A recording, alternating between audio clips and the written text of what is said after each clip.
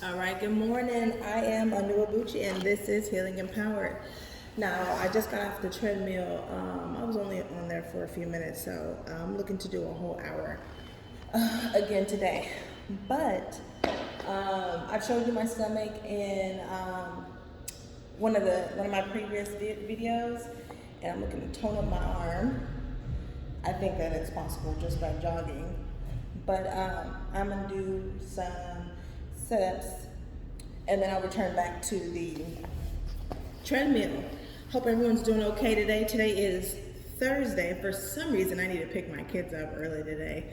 There is some kind of holiday today, tomorrow, so they won't be going to school. It may just be some kind of administration meeting.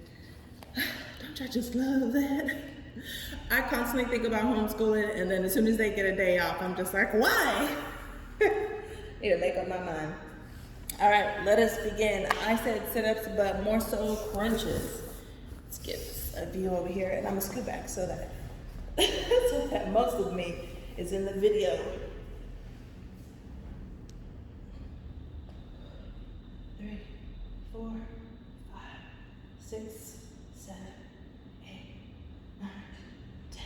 I'm gonna break at 25, 12, 13, 14, 15, 16, 18, 20, 21, 22, 23, 4, 5. All right. Ooh, my back was hurting so much yesterday. Shouldn't be wearing company shirts from previous jobs. I feel like I need to throw away all my shirts from previous jobs, just so that I can attach it to the past and then get rid of it. But the other part of me is just like, oh no, keep it. They're free shirts. You just wear them whenever you're doing things around the house. But nah, I could easily get rid of them. So this would also qualify.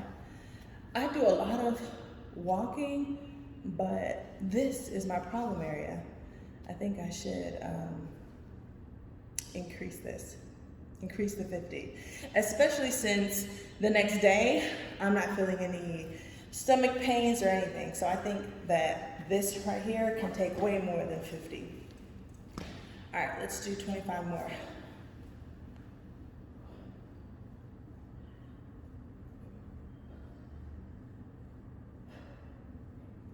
Nine, 10, 14, 15, 19, 20,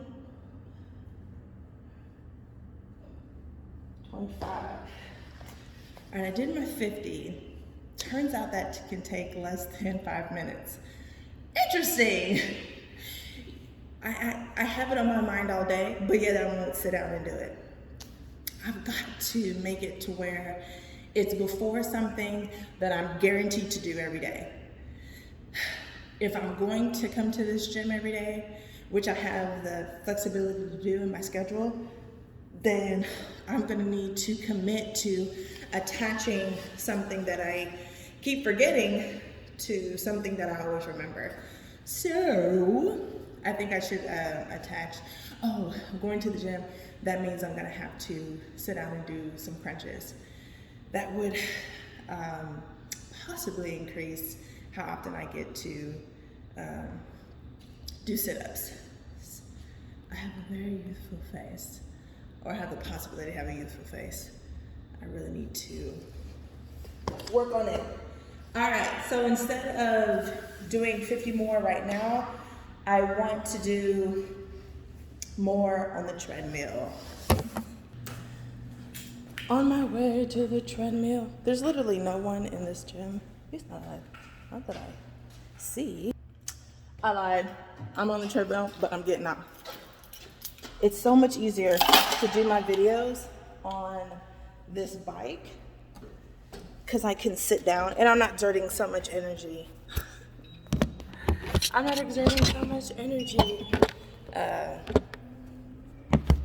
As I work out. When I got my eyebrows done yesterday, got them tinted. Not completely happy with them, but I mean, look, Let's zoom in. Not completely happy. Look like Angry Birds. If you really pay attention, I look like Angry Birds.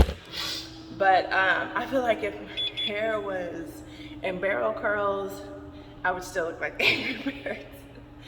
So I was advised not to wash my face in my eyebrow area, but I'm gonna go ahead and do at least one.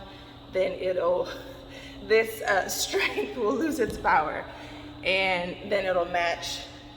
Because even if I don't know what the Angry Birds, I think the Angry Birds, it is the arch and the thickness and dark and density, like how dark the eyebrow is. I think that's where the Angry Bird comes from.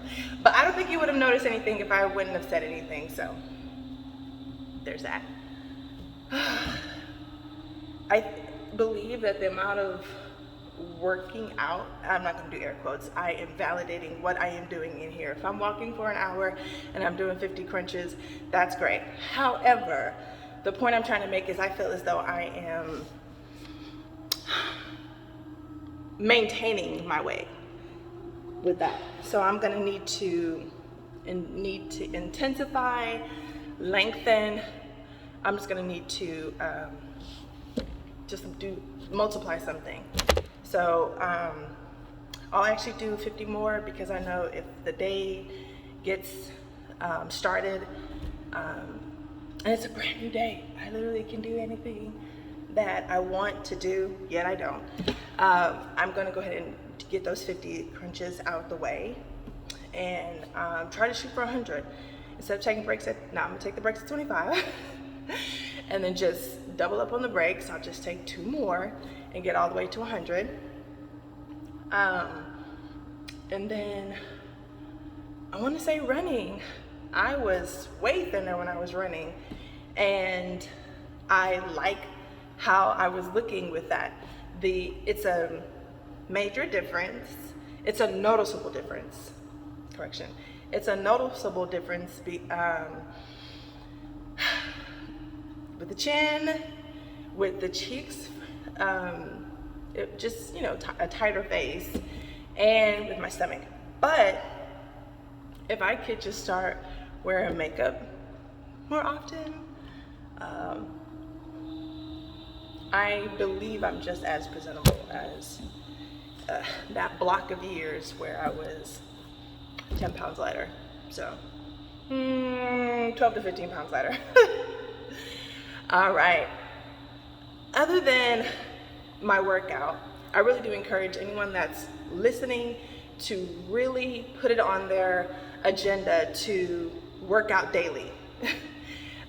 When I was going into an office every day, the most I would do would be to run in the mornings and then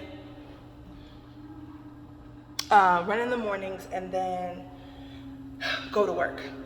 I don't think I did any sit-ups. I probably tried. Yeah, I probably tried.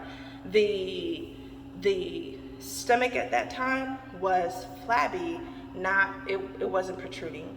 So if I ran, then it would be tighter. But now my stomach protrudes out, so I need more than just running. I need to run and to do sit-ups. So if you are going into the office doing 50 sit-ups or crunches is actually what I was doing that before you go into work, or even while you're at work in your office. I had my own office. I had a door. It wasn't a cubicle, so that made it easy to also catch up if I ever woke up late and just wasn't able to do any sit-ups. Running kept me slimmer. Because I don't run anymore and I walk, I have to do an hour. But I'm really going to have to, and I suggest the same to you, I want to build a community here, decreasing what I eat. The amount that you eat has to be less than the amount of calories that you take in. Wait, hold on. You have to just eat less. So but just saying just eat less sounds so like, I'm trying to minimize how difficult that actually is. There's a mind thing. There's a whole, how you're oriented really plays into how much you eat, what you eat. Now, I've watched a couple of videos, and I suggest you do the same. Watch some videos on how pigs are fed, how cows are fed and treated, and how it actually gets to the packaged meat that you eat. That can really help on you cutting down on your meat and your dairy.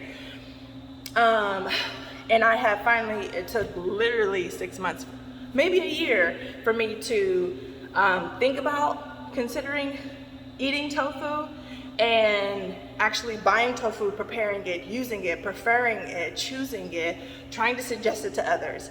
That whole spectrum took a whole year. Now, salads and just, not salads, let me get to just sugar and salt. My whole family eats sugar and salt, and I'm sure the world does. However, in order for me specifically to meet my goals, for you to meet any of your goals, you're going to have to pick up some practices like turning your packages around and checking the sodium content, checking the sugar content. And in my family, I've taught my kids how to turn it around and care. I taught them why they should care by showing them some videos on diabetes. Extreme cases are the ones that come up. Your leg rotten, your leg having to be removed, being swollen, skin chafing off, having someone to have to come in and bathe you while you're still in your 60s, 70s, whichever, when actually you could have the possibility to have the strength and the mobility and the cognition to do all that up until your 90s or even until your deathbed. But the cognition really can be managed by you continuing to read, stay social, and other mental practices. But that's a separate thing. But as far as like sugar and salt, not just decreasing them, but I've gotten right now to where like if there's some sugar, I had a pack of oatmeal, and it was the ready mix where you have to open up the sachets and pour some water and mix it, put it in the microwave, then eat it. That was actually too sugary for me. I turned it around, I was like, well, why would I even buy this? I bought it because it was quick, and I bought it because my kids can actually make it themselves. Turns out that I didn't do my practice on when I purchased it, which is just to turn it around. So I'm still transitioning because it's not across the board. Although I turn a lot of products around and check, is this less than, with sodium, it has to be less than 100, and then with sugar, it has to be less than 10. Otherwise, we don't get it. But it's imperative that if the container is this small, it can't have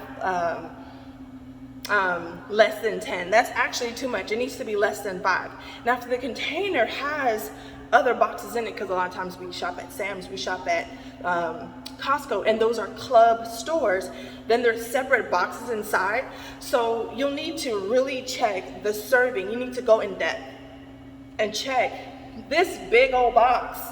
If it contains 40 sugars, but it's divided among the 4 boxes inside the bigger box, then you're gonna need to check the nutritional value on the back, on the side, wherever it is, and see for each box how much sodium is in it, for each box how much sugar is in it. And then you'll need to accept or approve that going inside of your cart. And that's for all grocery items. That's for all items. You can control that. However, when you're cooking, you control, there's even more control into that.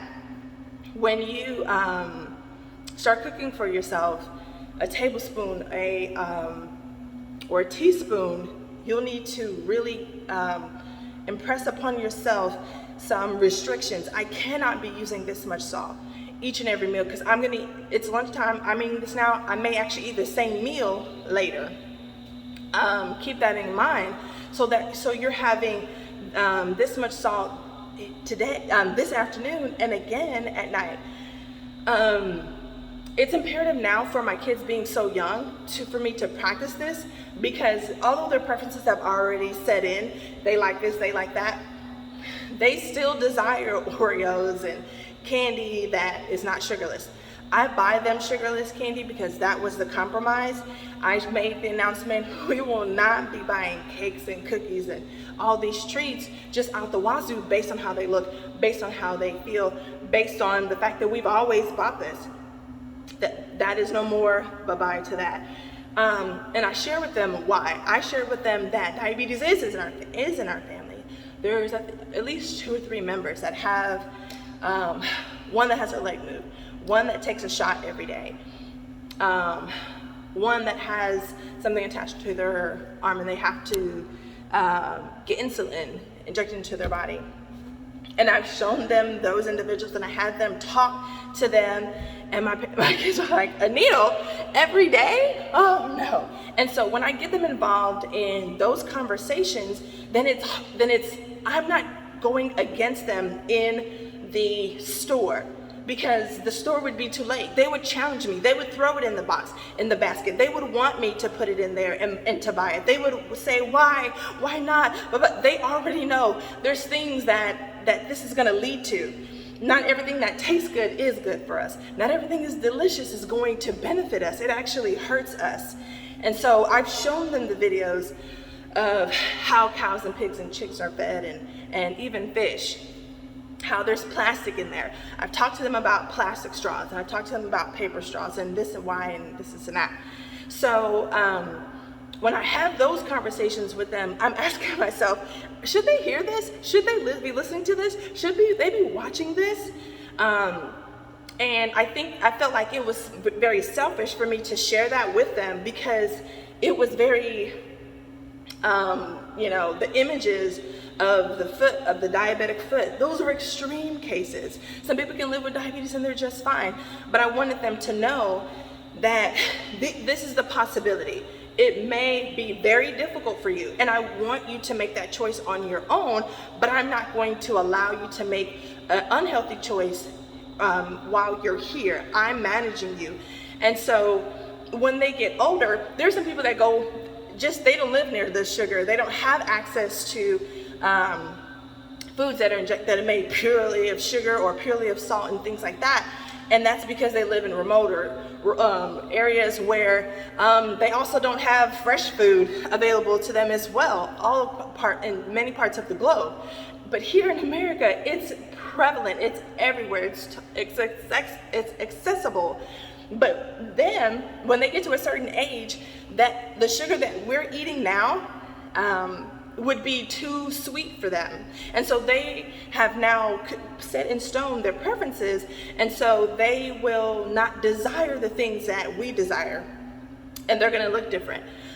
Sometimes, not everyone that is not eating sugar is slim or healthy. So there are other reasons that can make you look a certain way and feel a certain way. So, but there are things that we can control, and that is our sodium intake and our salt intake. And I know I sit down and I read the scripture with my children, and I know I sit down and I talk to them about money, and I've added an app to my phone and things like that. But I'm also tell them why I want them, why I'm doing this to them, why I'm doing this with them. And I also, on my own, have to make sure when I find myself wanting to eat cookies and cake and candy, that I am being genuine to what I've taught them. Because if I'm not being genuine to what I've taught them, and there's no integrity with the same standards that I'm calling them to, then it's not going to connect for them.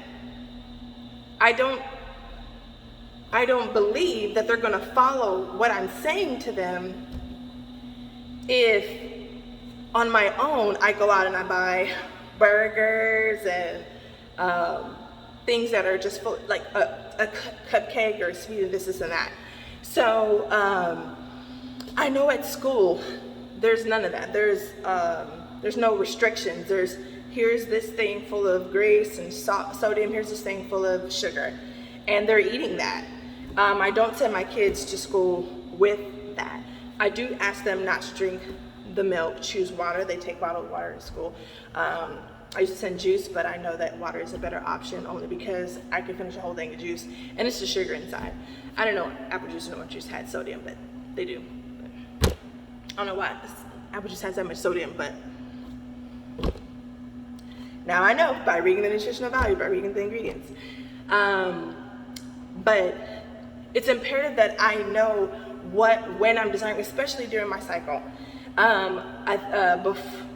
Maybe a day or two before our cycle starts, I'm going to start craving sugar. However, it's the sugarless candy. They have chocolate, they have peppermints, they have spearmint, they have butterscotch, they have some caramel chews. Are those caramel chews? They're chewy, I don't know. But they don't have sugar in them.